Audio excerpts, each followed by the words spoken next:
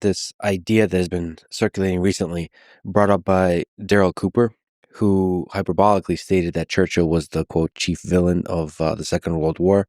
I thought Churchill was the chief villain of the Second World War. Now, he didn't kill the most people. He didn't commit the most atrocities. But I believe, and I think when you really get into it and tell the story right and don't leave anything out, you see that he was primarily responsible for that war becoming what it did. To give a good faith interpretation of that, I believe he meant that Churchill forced Hitler to escalate the expansion of Nazi Germany beyond Poland into a global war.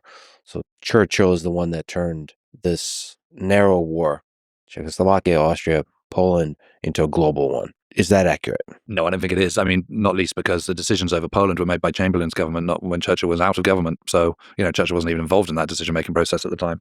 No, I don't think so. I mean, again, I go back to kind of Britain's position in the world in 1939. If you say, we are going to defend the sovereignty of Poland, and then you don't, that looks really bad globally. Britain's prestige would plummet, would lead to all sorts of problems. You are saying that you're giving carte blanche to dictators to just run amok and take whatever territory they want. You are risking a future upheaval of the global order away from democracies into the hands of dictators. In the West, people believe in democracy and believe in the advancement of freedoms of people.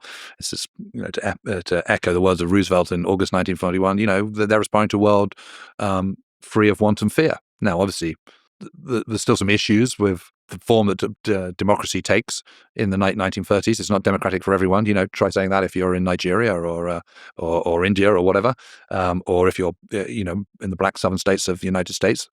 But the aspirations are there, and I think that's an important distinction. And I think by saying that Churchill is the chief warmonger of the Second World War, I think is ludicrous.